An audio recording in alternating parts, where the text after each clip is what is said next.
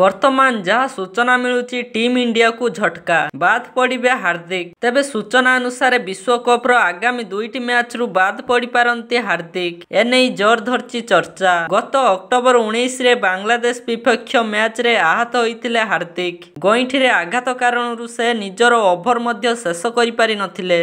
आहत समस्यारू मुकुली नथिबारु से न्यूजीलैंड विपक्ष रे मध्य खेली नथिले।